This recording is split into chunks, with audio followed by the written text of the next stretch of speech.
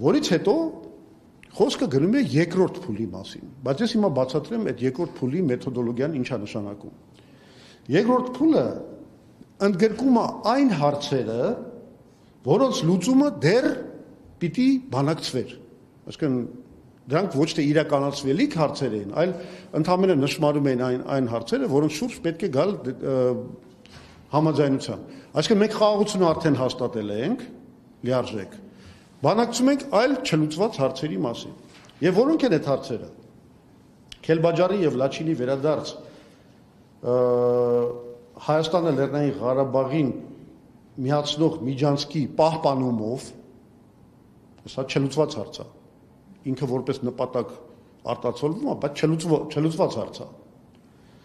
Եվ Լեռնային Ղարաբաղի վերջնական կարգավիճակի սահմանումը ՄԱԿ-ի կամ ԵԱԿ-ի հովանու ներքո Լեռնային Ղարաբաղի բնակչության ազատ կամարտահայտման հիման վրա։ Այսինքն այս երկու նպատակը հռչակվում է, բայց դրանց իրականացման եւ քայլերի շուրջ դեռ պետք է շարունակվեին բանակցություններ։ Սա ինչ է նշանակում։ Օրինակ, ով որ դիվանագիտության մեջ այդքան էլ թրծված չի,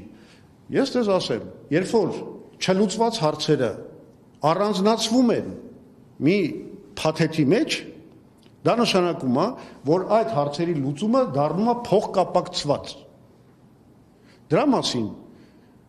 2021 թվի հունվարի 14-ի իր հոդվածի մեջ գրել է Յուրի Պապովը, որը այն ժամանակ համանախագահն էր Ռուսաստանի կողմից։ Ինքը գրել է, որ вопрос передачи Кельбаджара и Лачина будет решен в увязке с определением конечного статуса Нагорного Карабаха. Այսինքն Քելբաջարի եւ Լաչինի ոչ միջանցքային մասի վերադարձի հարցը պետք է լուծվի կապված Լեռնային Ղարաբաղի վերջնական կարգավիճակի հաստատման հետ։ Հիմա ես բացատրեմ այս մեթոդոլոգիան ինչ է նշանակում։ Սա նշանակում է հետևյալը, քանի որ գրված է, որ Լեռնային Ղարաբաղի վերջնական ստատուսի լուծումը պետք է կատարվի հենվելով բանի այդ Լեռնային Ղարաբաղի բնակչության կամարտահայտման հիման վրա անցկացված հանրաքվեի վրա, որտեղ պետք է դրվեն հարցեր, որոնք ոչ մի սահմանափակում չունեն եւ բոլոր կողմերը դրանց արդյունքի հետ պետք է համաձայնեն։ Սա նշանակում էր, որ այդտեղ շարունակում էր մնալ հայկական եւ ադրբեջանական շահերի բախում, հասկանում եք։ Օրինակի համար ադրբեջանցիները պիտի պնդեին, որ գիտեք ինչ, եկեք վերադարձնենք Լեռնային Ղարաբաղի բնակչության բանը, Լեռնային ադրբեջանական մասը, ընդ որում իրանք արդեն մեծ աճել են, այն ժամանակ այսքան էին, ընդամենը 45000 են, հիմա 150,000 են դարել, պետքա ուրեմն այդ բոլորին այնտեղ մտցնել։ Հայերը պիտի պնդեին, որ չէ, այդպես բան չկա, պիտի պահպանենք համամասնությունները եւ այլն։ Այս հարցերի շուրջ երբեք, ես դες պատասխանատու ձերբով ասում եմ, երբեք ձեռք չէր բերվելու որևէ համաձայնություն։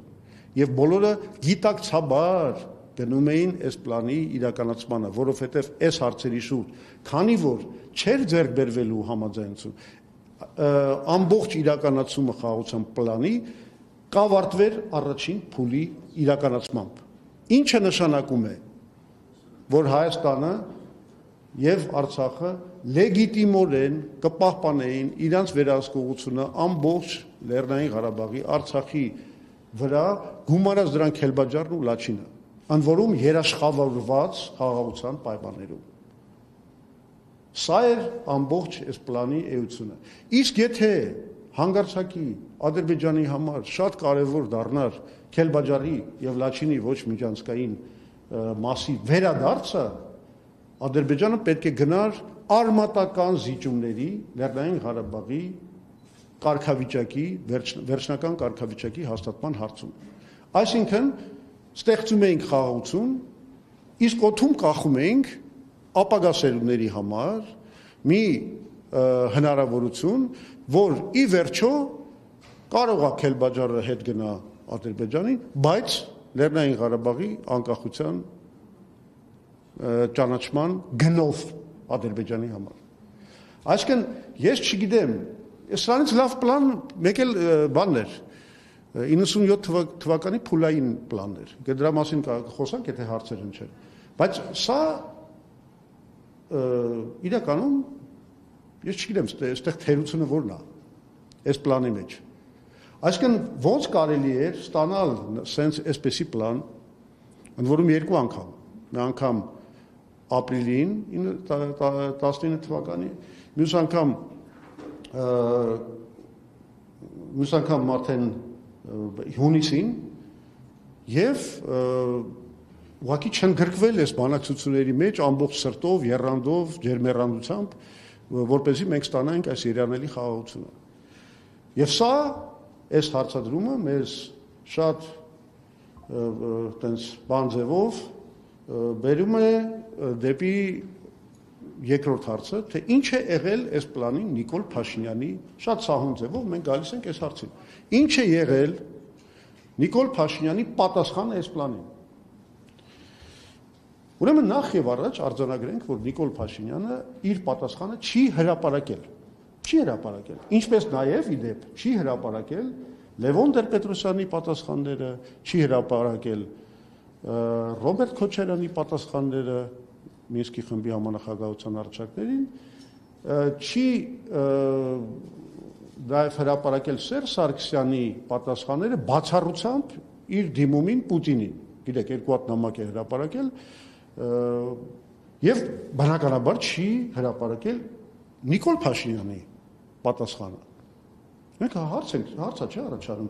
Քեզ եկել է 2019 թվին սեց փաստաթուղթ։ Խաղաղություն, Ղարաբաղի դե ֆակտո անկախություն եւ դուք դի վազեիր ես բանակցելու։ Դու ինչ ես պատասխանում։ Դու 3 տարբերակ, ես արդեն ասացի, 3 տարբերակ ունեիր։ Կամ պիտի անմիջապես սրանից բռնվեիր, գնայիր խաղաղության հասնելու նպատակին։ Ես հիմա ապացույցներ կբերեմ, որ Ալիևը համաձայն էր։ Ես այդ ապացույցներն էլ կբերեմ։ Երկրորդ տարբերակը գոնե շարունակեիր բանակցել, ասեր լավ, այս պլանը ունի խնդիրներ, ես առաջարկում եմ այսպիսի փոփոխություններ, եւ երրորդ տարբերակը դա պատերազմի տարբերակն է, երբ որ դու ոչ մի բան չես պատասխանում։ Դու թքում ես միջազգային հանրության ճակատին։ Ֆրանսիայի, Ամերիկայի, Ռուսաստանի ճակատին ես թքում։ Ամբողջ միջազգային հանրության առաջ։ Դու չես պատասխանում այս պլանին։ Հիմա այս առումով մենք հələ որոշակի պատասխան չունենք, չէ՞, որովհետև Ռուբեն Ռուբինյանը ասում է մենք ոչ թե մերժել ենք, մենք գտնվում ենք գնահատման փուլում։ Փաշինյանն էլ է նման մի բան ասում է մենք ուսումնասիրում ենք այդ բանը առաջարկը։ Հիմա որ դուք հասկանաք այդ ասածների աբսուրդը, ես ձեզ ուզում եմ պարզ փաստի առաջ դնել։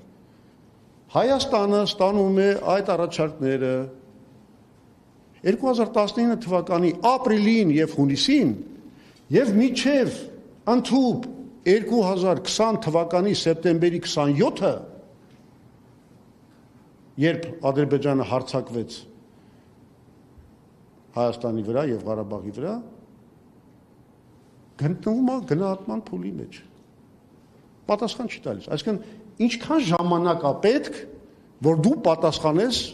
այս առաջարկներին։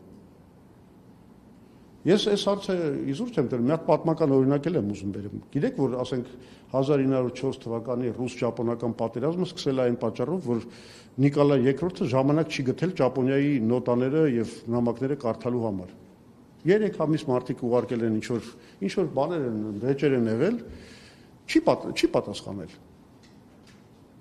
Մինչդեռ եթե պատասխաներ ու ինչ որ ընդառաջ ինչ որ քայլեր աներ, այդ պատերազմը չէր լինի։ Մի պատերազմ, որը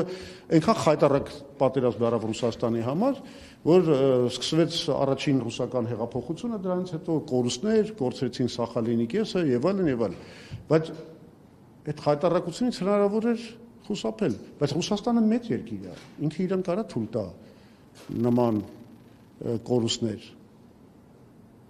Էլի սխալ էր, բայց կարա թույլ տա նման կորուստներ։ Ռուսաստանը չկործանվեց այդ պատերազմից։ Հայաստանը կործանվում է,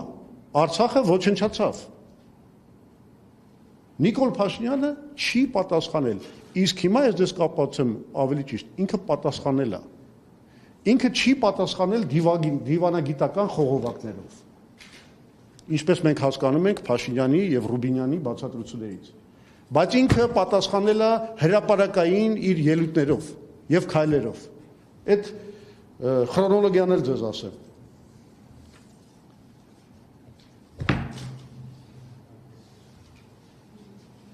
Շատ ապստամբ միկրոֆոն դուս եկավ։ Ուրեմն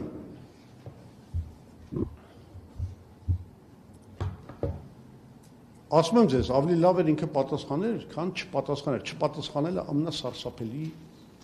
ընտրանքներ։ Չպատասխանելը բերեց պատերազմը, լեգիտիմացրեց այդ պատերազմը ամբողջ միջազգային հանրության աչքերում, որտեղ Ադրբեջանը ասում է, այս մարդը չի ուզում բանակցել։ Լեռնային Ղարաբաղի խնդիրը բանակցություններով լուծման հնարավորություն չունի։ Եվ հիմա ասեմ իրականում Նիկոլ Փաշինյանի պատասխանները, նորից եմ ասում, դիվանագիտական խողովակներով չի պատասխանել։ Ինքը պատասխանել է իր հանրային քայլերով։ Մասնավորապես ուղիղ 2 ամիս հետո, այսինքն ստացել է այդ նամակը, չի պատասխանում, գնում է Ստեփանակերտ, հավաքում է համաժողովրդական մի հանրահավաք, որում ասում է, որ Արցախը Հայաստան է եւ վերջ։ Արել է 2 ամիս հետո։ Ուրեմն դու միջազգային հանրությանը բան չես պատասխանում։ Գնում ես Ստեփանակերտում այդ բանը ասում ես։